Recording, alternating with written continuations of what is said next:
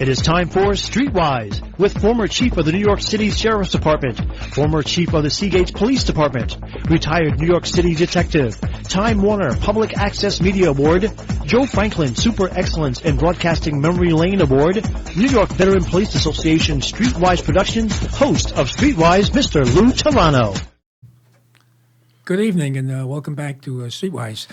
This evening we're going to be discussing something that's it seemed to come into surface now. For some reason, for many years, we just brushed it aside. It's an important issue and it's a serious concern. And actually, it may be close to diagnosing as a sort of mental stress. It is mental stress. We're going to talk about, with my guests, a lot of experience in this, post-traumatic stress disorder. And my guest, by the way, not only does he talk the talk, he walked the walk. He walked from Buffalo to Bayshore to bring awareness and attention to this disease. I guess you can call it a disease. I know I call it a disease. And, you know, I had a clinical forensic psychologist as my guest, and we talked about, let me introduce my guest, Frank Romeo. How can I fit? Hello, Lou. Thank you for having me. I appreciate it. Yeah. Nice introduction. We started talking before, and I know. We're just continuing the conversation. That's correct. So again, Frank Romeo, by the way, he's a Vietnam hero vet. He was there doing a hot time, 68 to 70. It was a very hot time.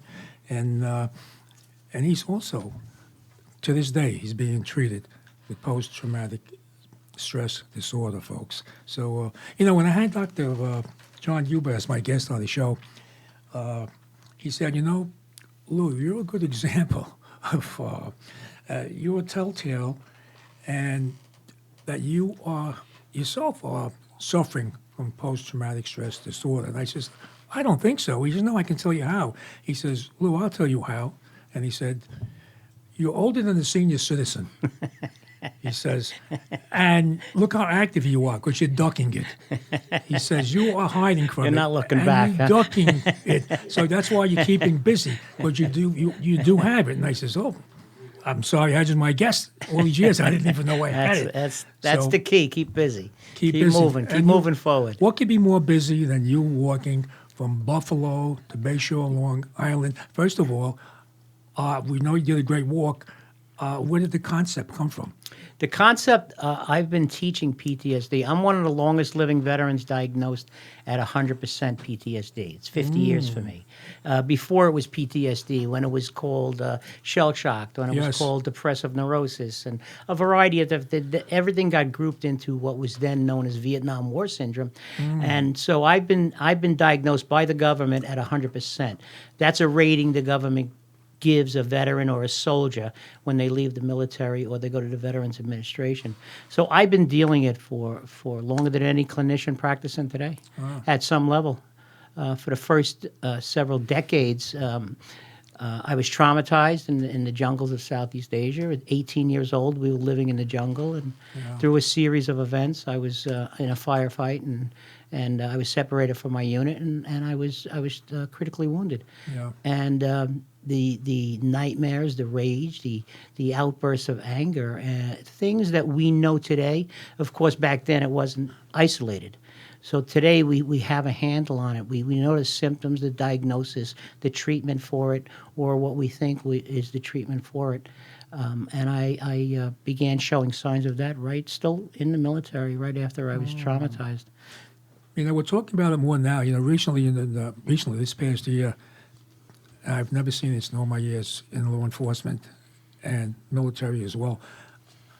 10 New York City police officers committed suicide. Right. This year so That's far, right. and the year's not over yet, That's by the way. So it's a little. It's growing, and New York City is an example of the stress. On my walk, I worked with. That's what the patches are for. I was going to mention that. So every fire department, every police district between Buffalo, including New York City, Nassau, and Suffolk, advocated and worked with me on my walk. And I talked to some of the state troopers. I work with every barracks throughout the state. And some of the state troopers told me that they need treatment. Sure. But they won't come forward. It's the stigma. It's the macho thing. No, it's the stigma surrounding you mental can't health. Have, you can't have a police officer admit that he has Right. some kind of mental So in concerns. essence, in close quarters, many state troopers came to me and said they'll get treatment when they retire. Yeah. And so this is the stigma. This is something we have to work on. We're not going to get anywhere unless we deal with that stigma surrounding mental health. What do we do with these policemen? But another issue is they're not going to be reported also, especially in law enforcement. Correct. Only because when they retire, they won't be permitted to carry a firearm. Correct. So that's why they're not going to be. Absolutely. They're going to conceal that as well. Absolutely. But Now- look what we have, a rash of 10 suicides. Absolutely. So we have to find that fine line. We have to work this way and that way and find that middle ground where we can deal with it, we can talk about it openly and move forward. Now, Frank Romeo, is it accurate? 22 military veterans are committing suicide a day? 22 a day, and it's a low rate. It's low because that is 22. I hate to use the word success rates. Right. That's 22 success suicides a day. Now, that doesn't count the veteran that's slowly drugging and drinking himself to death. That's the guy that actually put the gun to his head. Yeah. And for every one of those success, there are 25 attempts. It's staggering. So that number is even low. We don't really have a handle on that number, on how many veterans are suffering out there. We don't really have a handle on how many suicides are just, this close away from being successful. 22 is confirmed. That is confirmed. With law enforcement, more law enforcement officers throughout the country, by the way, die by suicide as opposed to having gun battles. Correct. As opposed to in the line of duty. Correct. It's suicide. It kills most police officers throughout the country. We have a mental health crisis in this country, whether it be law enforcement, whether it be veterans, whether it be gun violence. We have to address this, and it's part of what I've been doing. We have to talk out loud about mental health. We have to say the words out loud. We have to be open about and transparent about it. And we're going to have to find a way to work through this because it's getting increasingly worse. It's not getting better. It's a lot of crime throughout the country, and a lot of them are saying, they're not really criminals. They have mental health issues. Do you find that to be factual? In other words, a lot of things happen because somebody has, as opposed to putting him in jail, they say, well, maybe he should be medically treated. What's your thoughts on that, Frank Romeo? Well, that's a problem. Recently, twice now, I've been asked to address the Veterans Administration Benefits Department regionally. So I spoke to the people that actually sit down and determine what benefits a veteran gets. Regionally. I did it in Buffalo. I did it in New York City. And so the basis of what I was trying to convey to them that were not numbers, were real people. And I know they're overworked and that paperwork is piled up on their desk, but they have to understand there's a human element involved there. Now, that said, is the human element, is smart enough to use PTSD, we have to, and that's what you're getting at. Like, is it a criminal or is that his defense is PTSD? And that's a very good question. Yeah. Where do we determine that? Exactly. Yeah, and so that was the gist of my presentation to the Veterans Administration, and it's a hard factor. When a veteran has no legs, it's easy. Yeah, you got 100%. Yeah, absolutely. Yeah, there's no determination. But when a guy comes in there and tells you a story, is it a story, or is it factual? And that's very hard to do, and that's very hard to differentiate between the truth and not truth. Well, why did you do this? Why did you? Frank Romeo took this responsibility, really, to bring, to bring awareness to this. For 2 decades, I suffered the anger, the rage, broken family. I had a really difficult time for 2 decades. Drug and alcohol abuse, self-medicating. I had such a difficult time. There came a point in my life after 2 decades of doing that where PTSD was diagnosed, and finally there was something that made sense to me, and I began to embrace it as opposed to fighting it. And I talk to young veterans today as trying to embrace trying to work with their trauma as opposed to fighting it. Fighting it, you're not going to get anywhere. You can't win.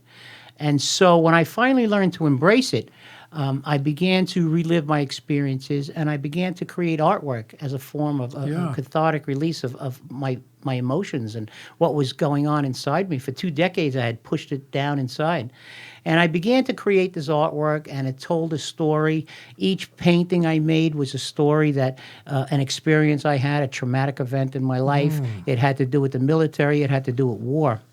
And then I began to realize there were other people like me. There were other veterans throughout the country, throughout the world, that were creating artwork that was traumatically based. Is that where Art of War comes in? That's correct. And then it dawned on me, look what I have found. I collected their artwork throughout the country, throughout the world. I have artwork from all over in my collection. And then I realized what I had done. I had documented American history through art. But not only was I documenting American history, I was documenting the emotional history of our country. I was documenting the story of PTSD from its infancy, from the Vietnam War, as we know it today. I was documenting through artwork. And then I thought, wow, this is powerful. Yeah. And I took it upon myself. I didn't want any other young person to live through what I lived through. And I began traveling around the country teaching PTSD. And that was 30 years ago. I've been teaching PTSD for 30 years. I've been holding seminars and workshops and presentations, not just in New York State, outside of New York State, and in different parts of the country. And I've been teaching it for 30 years. Well, I'm glad you mentioned that, to Frank Romeo. How can if people want your input, your help, your advice, or maybe even invite you to a lecture, also, if they want to contribute, because I know I know you're carrying. You see the signs everywhere. You're carrying a big expense yourself. I understand that. So let's do 2 things. Let's talk how people can help you, and let's talk how people can donate or fundraising for you, because you're almost like a one-man band. I am. I say, hate to use the phrase, I'm a one-man army. Yes, I know. I've been out there on my own for 30 years. And that's why I mentioned it. So, and that's why I started the walk, to raise more awareness. And so I'm self. People donate. It's my own money, or it's other people's money. I mean, I have no corporate sponsors, but I need help, and I've documented so many veterans in homeless shelters. I've documented in VA hospitals I have an Emmy Award-winning film crew, and we have a documentary. We need help to finish the film. Let's talk about that. How can I help you? Well, I need funds. I need anyone out there would like to contribute. We have a variety of gifts that are available. If you know of any corporate sponsor that would like to help me, and you're helping veterans, you're helping homeless veterans, you're helping PTSD, you're helping the suicide rate. It's all encompassing. My work has been going on for 30 years now, and so you could go to walkwithfrank.org, and you can donate, or you could contact me and ask me how you can donate. There it is. Walk with Frank. Of course, I'm Frank. And they can have all of that stuff. Wow. Correct. They'll get a shirt. Correct. A hat. And yes. What else do I get? You get a hat. You get a Walk with Frank pin. Oh, beautiful. It's an enamel pin. You get a T-shirt. A nice wristband. Look at that. And we support PTSD awareness. Walkwithfrank.org. Let's see the wristband, Frank. Sure. Because we're people watching this, and folks, there's a nice looking wristband, and it shows Walk with Frank. Very. PTSD awareness on the other side. Yes, exactly. Beautiful. It's basically we are veterans are us, and Yes. So again, I've been on my own for 30 years, and there came that point where again, I'm an army of one, and I was reaching people, but I needed to reach more people. Were you Frank Romeo? Were you homeless yourself? No, I wasn't homeless. Okay. No, I was on the edge. Right. I had my difficulties. And I had a very difficult time mentally, but I had a family behind me, and I put them through hell. Yeah, I could imagine. Yeah, it was very difficult, and that's the case with a lot of young veterans today. PTSD is contagious. When one person in the family has it, the rest of the family has it because they walk on eggshells. They can't do this, they can't do that. I mean, I get calls all the time from wives and parents, to help their children. They're grown men, but they go to work with guns in the trunk, and they have anger issues, and they have these guys are out there, and it's more than what you could possibly imagine that are out there. So Frank Romeo, one man army. How are you winning? How are you winning your battle? My friends call me Frank. Frangie. How was that? How are you winning your battle, if you are? My battle is continuous throughout my life. I still take medication after 50 years. I have reoccurring nightmares for 50 years. Right. That are horrendous. Cops do that too, by the way. Yeah. It's anyone who's been in that trauma situation. Yeah. My nightmares are reoccurring, so I take medication. Actually, it releases endorphins, so I still have I have happy dreams now. It's a combination of starts out traumatic and turns out happy. Right. And so I deal with that by also through my work. Yes. By helping others, by Like moving keeping busy. forward. Yeah, like John Hubert tells me, after all these years, Lou, I know you were in 2 riots. He gives away my age, 64 riots up in Harlem, 68 in Brooklyn. And he says, Lou, you have it. That's why like you, Frank, that's why we keep moving. We keep moving. Yeah. Right. Keep moving. Yeah. You walk from, how could you keep Well, moving? we got folks? off the trail. We got off the trail to go to homeless shelters, Yeah. and I got a surprise for you tonight. We're going to speak with a homeless veteran tonight, great. right from the shelter. And He's calling in? Yeah. Oh. And okay. And so I've made a lot of friends along the way in the shelters. I've stayed in about 12 shelters on my walk. The longest was 2 weeks in one shelter. That was right here on Long Island, Beacon House. I think the crown jewel, let's call it, of veteran homeless shelters is Richard's House in Rochester, and that's where the call is going to come in tonight. Oh, so these are special shelters just exclusively for homeless veterans? Correct. Oh. These are veteran homeless shelters. Wow. And there are different types of shelters. There are different types of there's transitional homes. There's just get me off the street home, immediate care. Sure. There's transitional homes where a veteran has X amount of time to stay, let's say 2 years, and in that he has to be drug and alcohol free. Yeah. And he has to be working towards a goal, whether he's going to school or looking for a job, and that's the case. And we're going to find a little bit about that in a few minutes tonight. Frank Romeo, let's give out your contact number, because there's a lot of veterans out there, and they hope they might see Frank and say, Frank, you're just what I'm looking for. And I'm sure you bumped into a lot of people on your trail, I should say, that people aren't aware. Sure. Yeah, you can go, anyone who wants to reach me, my contact, my phone number's on there. I return every phone call. I return every email and text message. It's walkwithfrank.org. And you can contact me anytime. Yeah. And I will answer you. How can they send funds if somebody wants to make a contribution? You can go to walkwithfrank.org. Right on the homepage, there's a donate. There's a page that you just get right on, and you can help me finish my documentary. And getting back to the documentary, throughout this walk, I have hundreds of hours of footage inside homeless shelters. I have an Emmy Award-winning documentary team, and they have stayed in the shelters with me. They have followed me throughout the state. It's almost unheard of to get a film crew inside a homeless shelter. I did it several times. It's even more impossible to get it inside VA hospitals, and I did that several times. The government doesn't want to show what's going on. I've interviewed veterans, wheelchair-bound for the rest of their life veterans, all kinds of injuries. So I have this information. It's a story of PTSD. It's my 50-year journey. Yeah. From its inception to its diagnosis and treatment today, over 50 years, and laced into it are all these stories of these wonderful stories of these veterans. So, Frank Romeo, when you see these veterans with no limbs, right? You say, "How lucky are you?" Right? Absolutely, and that's part of what what keeps me moving forward. The people I've left behind, the people that have committed suicide through drug and alcohol abuse, the ones that have just shot themselves. I mean, I can't begin to compile the amount of people in my life that their lives have been wasted through this mental illness and through this traumatic event.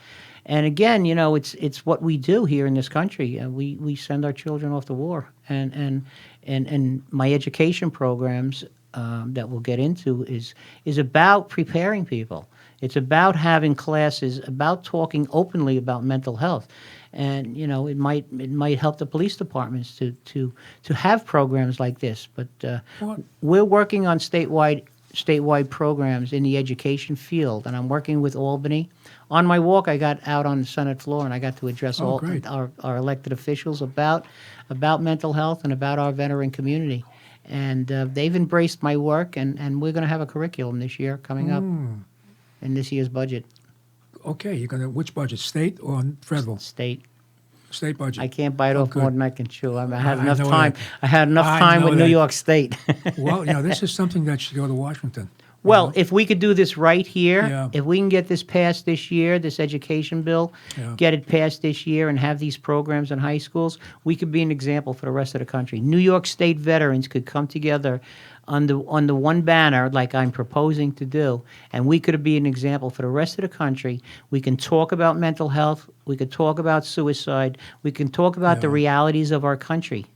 We don't talk about that. We teach, you know, the statistics and passing tests, but we don't, you know, not every student is going to be a scientist or a mathematician, but every student will face reality.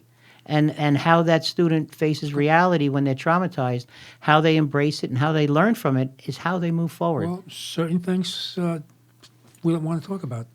No. Certain things we want to keep low and not discuss. My mom, my 4'8" little mom there, she would talk and she'd say, you know, Aunt Margaret has cancer. And I'd say, what? Ma, what? Cancer. She would whisper those words. I know. You know what I'm talking? Yeah, And that like was I the said, generation. That's exactly right. It's a terrible thing not to even talk about, to mention it. We wouldn't even talk. Now we talk about cancer openly. Yeah. Now we should treat mental health like we do physical health. Right. We should talk about it openly. How do you get a veteran or law enforcement, because you're doing both, Frank, Romeo, how do you get them to fess up that they have this issue or they have this problem? That's in itself is a little battle. Speaking of battles. That is the hardest thing, is to get, I know with the young veterans, get them to come forward. Right. Now, when we talk to my friend in the homeless shelter, you know, maybe that'll encourage someone listening would say, wow, you know, maybe I'll seek help. Maybe I'll come forward.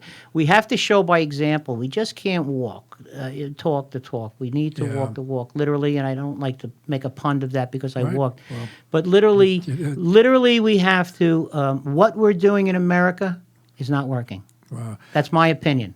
Okay, if what we're doing in America, we wouldn't have 22 suicides a day. Right. We wouldn't have gun violence. We wouldn't have rampant PTSD. We wouldn't have all these issues, homelessness. What we're doing is not working. We need to address this at the educational level. Yeah, well, I don't want to get too political, but That's not political. That's not a right or left answer. What I'm going to say is you have to focus on this country and our people first. That's what I no meant, doubt. As opposed This to, is for them. Yeah, this is, you know. This is for them. We got to take our home first. That's what I'm saying. As you know, wasting money. Again, I got to get a little political. That's political. Endless wars that, like the president said, we don't belong there. It's centuries and centuries. It's never going to end. So let's get the hell out of there, you know. And look at you, 18 years old. You got to go to Vietnam. What for? Mm-hmm. What for? Well, look. You know. In essence, the last time we fought for our homeland on our soil was the Civil War. That's and right. since then, it's been an away game. And we send our children off to war for That's 150 years, mentally unprepared. And now the bill has come due. We have a problem. We have a mental health crisis in this country that we need to talk about openly. Yep. So walkwithfrank.org? Walkwithfrank.org. Okay. You can find anything. Oh, I also have a trailer on the homepage about the documentary. So my team has put together My documentary team has put together a wonderful trailer. It's about 4 minutes long. Wow. It's about the walk. It's about me. It's about my work. It's about my new curriculum, and that will be introduced at the Albany this coming legislative session. And so you can find anything you want, including donating, people, Right. including sending me some help. We need to finish this documentary. I need help. We are out there. I've done the heavy lifting, Yeah. and I've done the heavy lifting for 30 years now. And now I am begging people to help me and to get involved. And I need funds to complete my documentary. Please help me. Absolutely. Walk with Frank, folks. .org. And let me tell you, this is, I know exactly what Frank Romeo is talking about because I work with guys that had issues and they wouldn't talk about it. They conceal it or hide it. Yeah. And do you find now that, I know we talked about how hard it is for someone to admit that he has some type of mental issue, but do you find now what you're doing or the people are doing that's is sort of bringing people to come forward? Yes. Yes, absolutely. So when I do my lectures and I do my seminars, and I've been doing this for a very long time, I introduce myself as having a mental illness. Whoa. I suffer Heavy. from PTSD. Heavy. Yes. And so if I could say it here in front of you, and you'd be surprised that after the lectures are over and after the workshops are over in private, how many people come to me and share their stories. And Right. they're heartbreaking. But they feel comfortable because they've heard someone else say, Absolutely. I have a mental illness or I have a condition that I need to Yeah. learn how to deal with. And the sooner we wrap our minds around this and the sooner we embrace it and learn how to live with it, is the sooner we're going to move You know, I forward. wish we would have thought, I say we thought of it collectively, thought of this years ago, because they had these groups, alcoholic AAA groups, and they start off, hi, my name is Joe Blow, I'm a alcoholic. Right. So you're doing that now, except you're, Right. but It's you're mental saying, health. You're saying mental health. Yeah. Right. Yeah. Yeah. It's- And I've gotten congressmen and senators and assemblymen all over the state advocating for me and pushing. So on my walk across the state, Yeah. I spoke at 24 high schools, and I presented a curriculum. So I've developed a curriculum. It's the first curriculum of its kind in this country. It's called The Experience of the American Soldier. And it's a refocus of attention in American history and government classes in high school, 11th to 12th grade. Yeah. Spend less time on the battle. Students don't care how many people died in Tet Offensive of '68. Yeah. But you bring in me, or you bring in a survivor of the battle. Yeah. Now you have living history, and we have to utilize living history. In olden days, people move forward. By the elders teaching the youngins about the realities of their world. Yeah, it was Well, we don't utilize that in this country. We have living history in this country that is just being wasted. Well, I think do we have a call coming in? I'm expecting a call. Oh, okay. We're gonna Well, make a call. We're going to make a call to Doc, who is a homeless veteran. Is that correct? Correct. He lives in Yeah. Richard's house. Let me give you a little prelude Yeah, to do that. Richard's So house. So Richard's house is in Rochester, New York. And on my visit there, they took me in. They took my camera It's crew a in. shelter we're talking about. It's a Richard's shelter. house. Veteran shelter. Yes. And 30 men live. Hello. Oh, go ahead. Take care. 30 men live in Richard's house, and they live and work together. You can And- pick up the guy. I think I got your call around here now, right? Doc, Yeah, Oh, are you there, Doc? Tell him to turn his radio down. I am. Turn your radio down. Doc, you're on the air, by the way, with Frank Romeo and Lou Telano, learning something. How you been, my friend? Hey, I'm doing well. I was just watching you. It's really good to see you, my friend. Thank you. Oh, Thank nice. you. Good. Very nice to hear your voice. How are the boys there? The men there? The transition has gone very well for some, and for others, they've gone their own way. But everybody's doing well right now in the house. It's a good, safe environment, and everybody's doing the right thing. Nice, nice. I'd like you to share, if you would. Well, you can talk about anything you like, really. You're the caller. But what life is like in there, inside Richard's house. Let me just say that Richard's house is in Rochester, New York, and it houses approximately 30 men. And me and my film crew and my team were guests there for dinner. We had a wonderful dinner, and then I spent the night there, and with some of the veterans there, and we captured a lot of their stories that we're going to get into later on in the documentary. Is that where you met Doc? That's where I met Doc. Okay, and, go ahead, Doc. Now, is this families or just single guys? Just single guys. It's all single guys, no families. Okay. You're on, Doc. All right. Well, first of all, Mr. Telano, thank you for your service. My name is Lou. My name is Lou, Doc. I really, I have a very big heart for. I'm also a firefighter by trade as well, and so a little bit about my history, my story. I'm originally from New Hampshire, and got into a little bit of a situation with a DWI or two, and came to New York with a ex-girlfriend. That's how I found myself in New York. I did some service, 3 services actually, Coast Guard, Air Force, and Army. I ended up being a flight medic in about 3 theaters of combat, Iraq, Bosnia, and Panama. Through that's where I acquired my PTSD. And, I've been listening to Frank, and I also spoke with him directly, and we developed a brotherhood, a kinship. He went through a lot of things that I'm going through right now, or I'm trying to deal with right now, and that's owning my disease process. Right. And that's mental health as well as alcoholism. Thankfully, Frank is a role model. What he did with this whole walk, we do get occasionally people coming in and saying, "Hey, thanks," but they don't, they talk the talk, but they don't walk the walk. Yeah. Pardon the tongue. He's an amazing individual. He stayed with us. He got to know each and every one of the individuals here. You can tell a lot of people have stories, but he actually listened to us, and it was great to have him. And what he's doing is amazing. I'm very lucky to be able to sit down with him and talk with him. Now, I'm also very lucky to be in the situation I'm in. If he didn't stop by, you wouldn't know Frank Romeo, correct, Doc? If he didn't stop by your shelter where you are and your guys. That's correct. So that's like I said, I'm not a New Yorker. Right.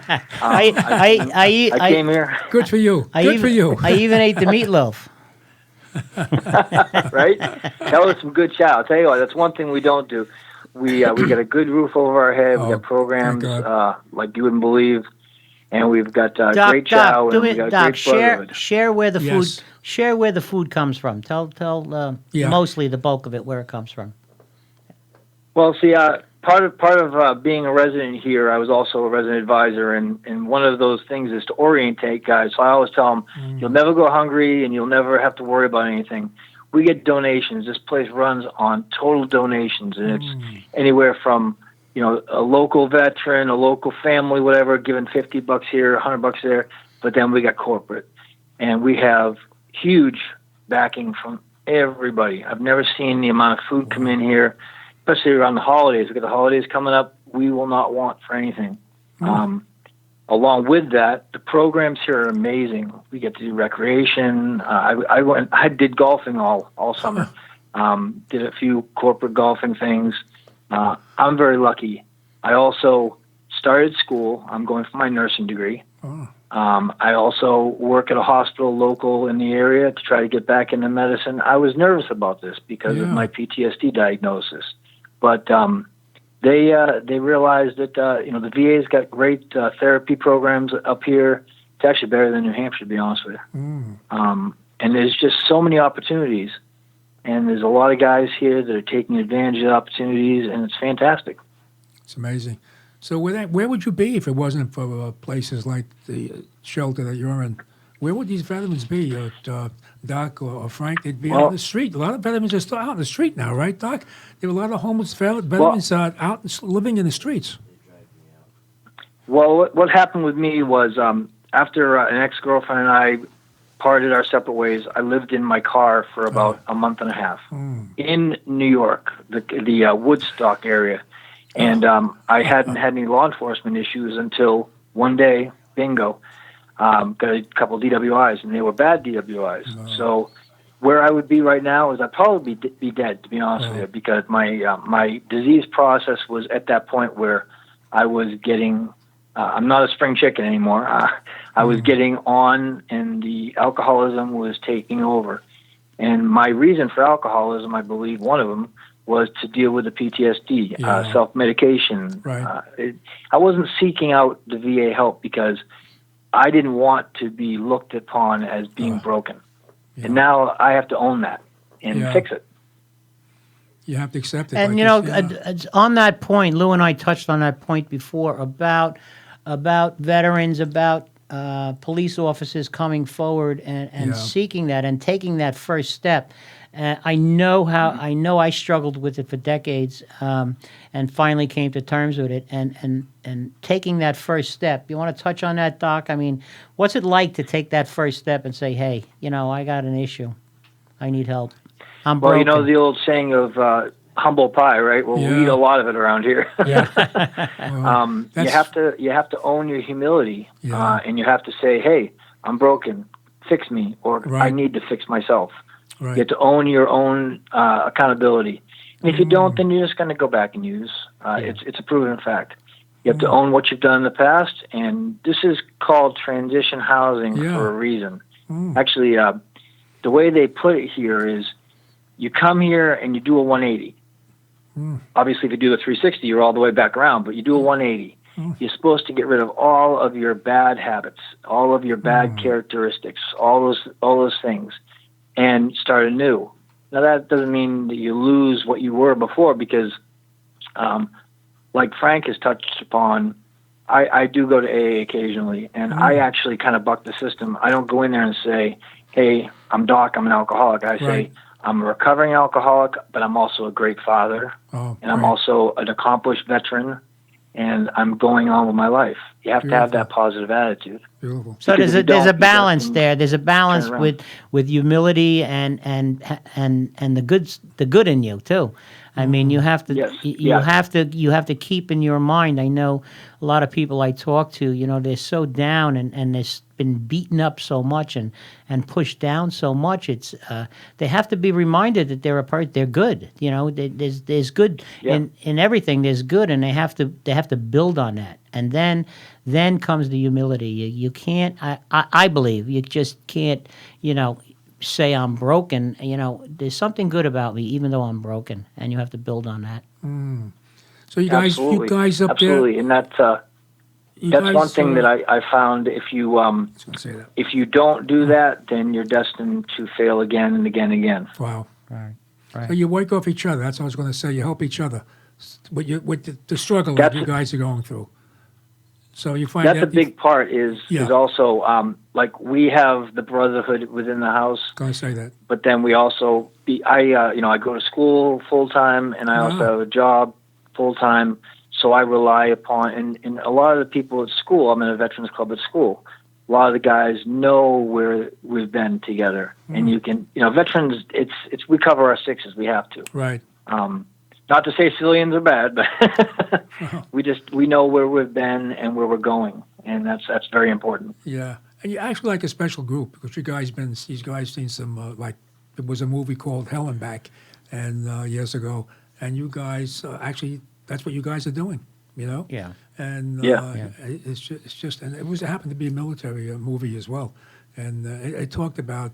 Even years ago, I had to do a World War II, so nothing's really changed too much. Oh no, and that's part of the curriculum. The propensity of Americans to put themselves in harm's way.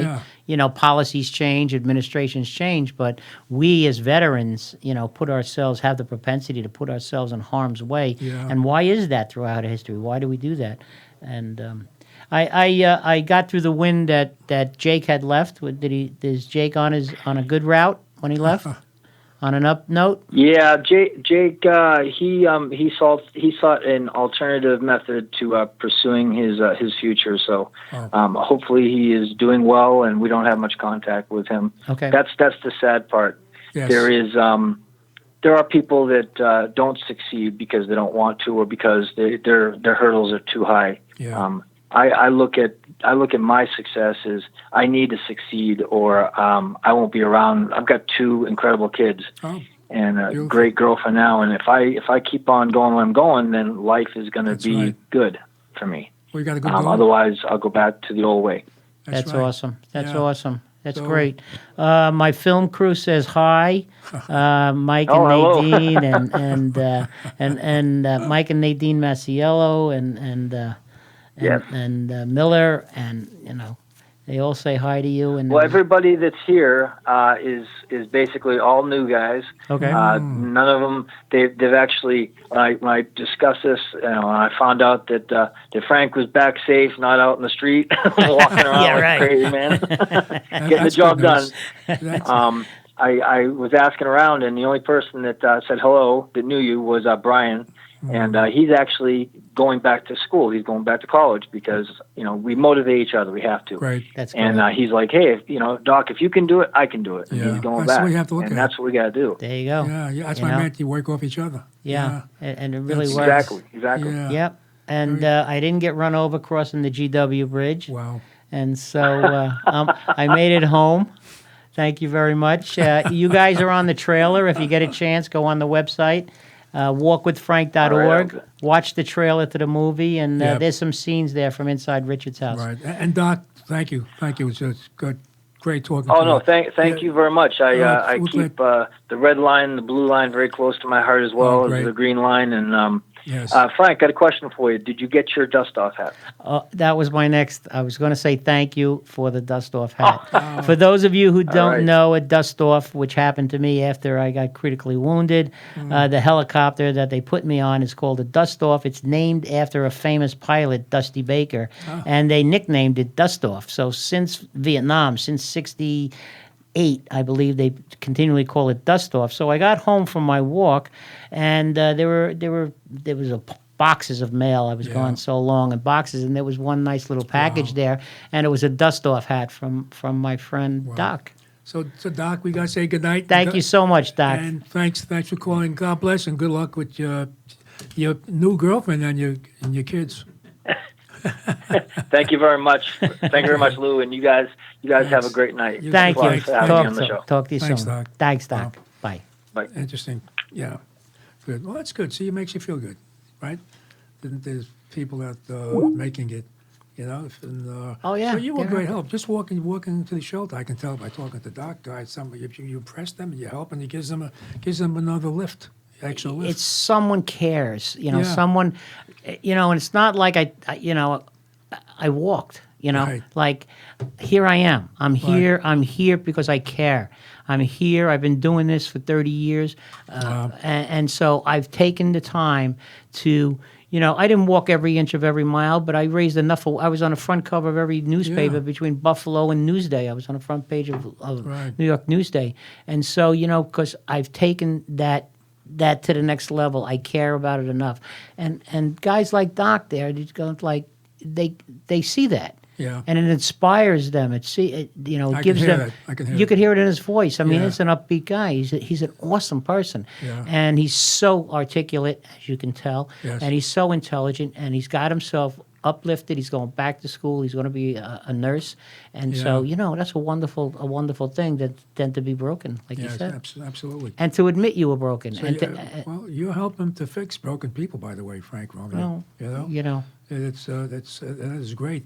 So I got to talk about these. You're wearing all these. You touched on it early about the police patches that you Yeah. have. I've got. I know, and most of them are stapled on, so a few pop well, off. But you could turn a see, little bit and make it probably see it toward So- the camera. They could see. These were actually given to me on my walk, and I'll tell you what was a Yeah. cool one: the Honor Flight. Do you know what the Honor Flight is? No, The Honor Flight is an organization that takes mostly World War II veterans that Wow. would never get to see their memorial in Washington. Wow. And most of them are in wheelchairs. And the airlines, the pilots, the crew, the hotels, and the banquet that they're going to have in Washington, D.C. is all free. And they sign up for it.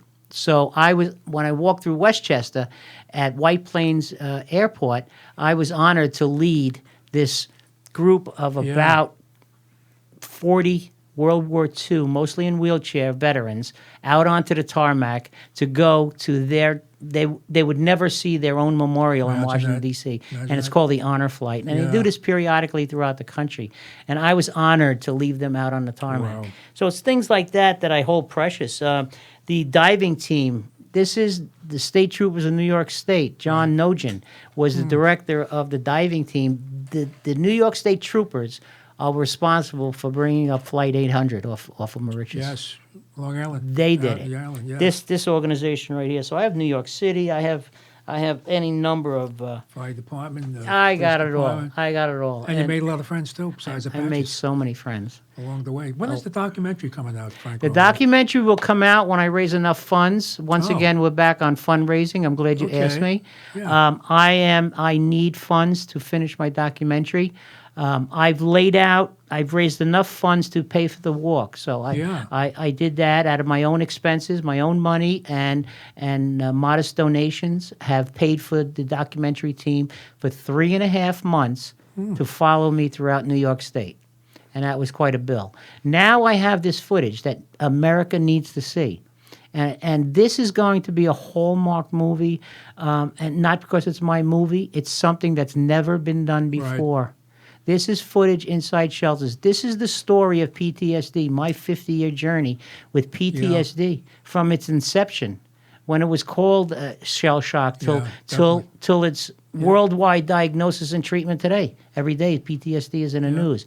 This is a 50-year journey on this documentary. Yeah. So when I raise enough funds for post-production, we will have a documentary that will be used in education throughout New York State as part of the new education program and my new curriculum. It's advocated. So I have a lot of elected officials pushing for this.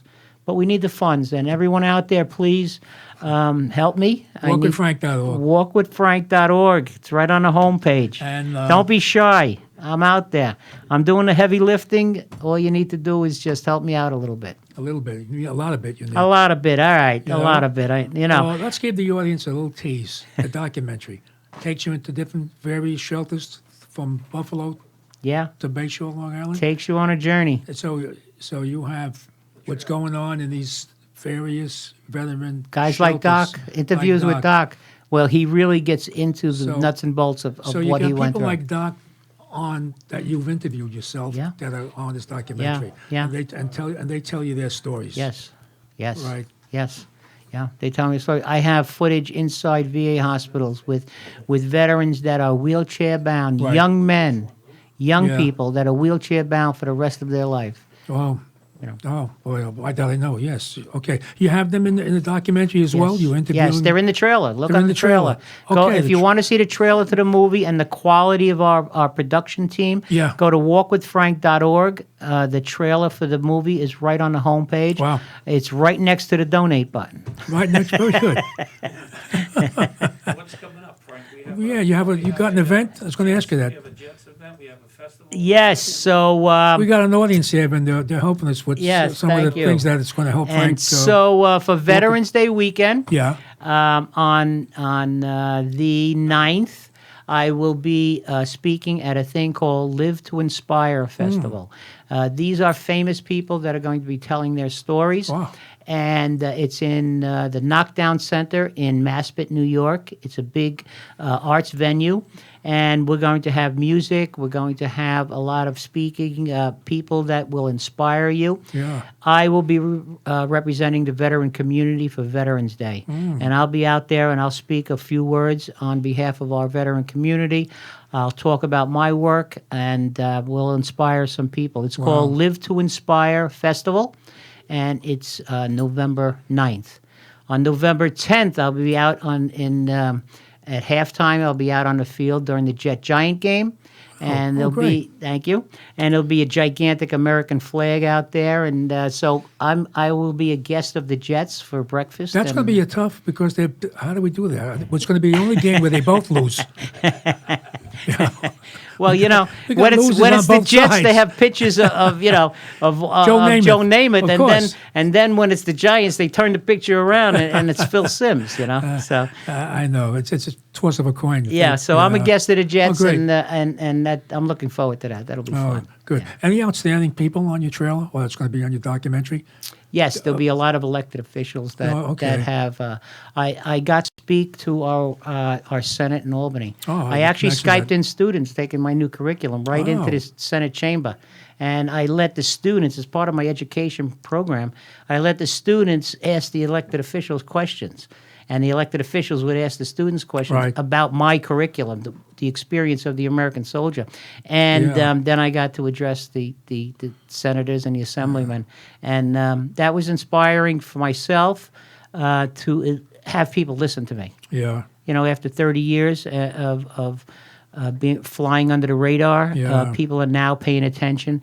And when we talk about PTSD, I've been doing it for 30 years. Wow. I've been doing it before it was fashionable. I've been out there in the trenches, teaching it, talking about it, educating people about it, and sharing experiences for 30 years. It's only in the last couple of years that we have all this PTSD. That's right. In the last decade. Well, of course, of people like you. Well, Truthfully. I'm still going strong. I'm 70 now, and I still get out there and do my walking and advocating, and we can't drop the ball on this. Yeah. Mental health is an issue that we need to talk about, whether it be veterans or police officers.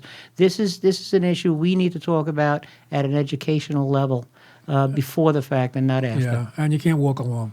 You can't not walk alone, No. folks. So No. you walk with Frank. Walk with Frank. Yeah. Walkwithfrank.org. Don't let me do this alone. What do we have So coming up in what's your events? You got any other events coming up? Yes, Promoting yes. your, December 2nd, we're showcasing the curriculum at Bayshore High School. Okay. We have the Senate Committee on Education coming to actually view my curriculum for themselves. Do you have your schedule online when they go on Walk with Frank with your upcoming events? I put it online on walkwithfrank.org Right. and on Facebook. So we're on Twitter. We're on Instagram. A lot goes into Facebook. We have a large following on Facebook, and anyone that just wants to even have a conversation with me or have some input. Sure. It's walkwithfrank.org, and it's right next to the donate button. Do you make sort of someone if somebody wants to say sort of stay low key and have a one-to-one with you, as opposed to going to a meeting and Sure, Can you do that also? 'Cause something. I would do that. I'm not. Yeah. I'm not licensed. I only have experience, and Right. my experience is probably Well, worth more than Absolutely. the doctor license. I believe that. Yeah. Yeah. So but I am in touch with countless organizations that have reached out to great. me. So if you need counseling, please contact me. I'll direct you. If you need representation in court, please contact me. Oh, great. If you are a veteran that wants to file a case or has been turned down for a case, I have representation for you. Oh, great. So I have it all. This is Veterans Are Us. I've been doing this so long that I can't. People just reach out to me, and I can help you in one way or another. Okay, let's talk about you. How are you doing yourself, Frank Romeo? Yourself. We talked about everybody else. How are you coping? I know, like Dr. John Huber, I can't forget his name, who's a clinical forensic psychologist. He analyzed me, and So, I'm analyzing you. How are you doing? I struggle, yourself? and I put myself out there. Right. And I'll be honest with you, hearing the stories of some of these veterans is Right. heartbreaking for me. I know what they're going through. I know the times I had, and I get teary-eyed just thinking about it, and I struggle because I'm living their, I'm taking their pain. I'm absorbing their pain, and I'm reliving my own experiences, and I do it on a daily basis. And again, I still have the nightmares. So I'm doing well. I'm moving forward. I'm healthy, which is we do that. Not good. The old guys do that. That's true. I'm healthy. I'm moving forward, but I'm in touch with myself. You're healthy. You know why? Look where you're training. You're working out at BCBA Boxing There you go. Academy. Come on, with Ray BCBA. Benelli. Yes, that's why you keep them in Tuesday shape and with- Thursdays, we have Yeah. and Walk with Frank is partnered up with BCBA Boxing Yes, in absolutely. Copeg, and we have a Patriot boxing team. Any veteran, first of all, any training you want, whether you want to lose weight or you just want to get Why are you looking at Ray when you say that? I Go know. ahead. and or you just want to train, or you just want to hit the heavy bag when that PTSD Absolutely. starts to Oh. build up inside. Yes, very good. Rather than hit someone, you just come down. All veterans are free in this gym. Oh, great. And Walk with Frank and Ray Bettinelli, my friend, Right. and Walk with Frank team member, and I have worked together for many, many years. All veterans are free. We have a Patriot boxing team. Any veteran wants to come down and work out, no charge. It's free. Absolutely. And that's on Ray. That's, I know. He's He'll even buy you a bottle of water. Well, he gave us Give him these a bottle waters of here water. today. Yeah, Yeah. I know that. No, I gave him a couple of bucks for it. No. He gets Only- cranky though if you don't bring him a bag Yeah. of pretzels I or chips I or thought something. it was bourbon. Frank Romeo, we just run out of time. Okay. Yeah. My guest, Frank Romeo, Vietnam veteran hero, by the way, folks, and he is a hero, and he's still a hero. So walk with Frank, please. Frank needs a lot of friends to hold his hand and help him walk, even though he's physically in good shape. Frank Romeo, thanks for being a guest on Streetwise, and good luck in what you're doing. Thank you, Lou. I appreciate it. And this is Lou Telano, and I'll catch you later.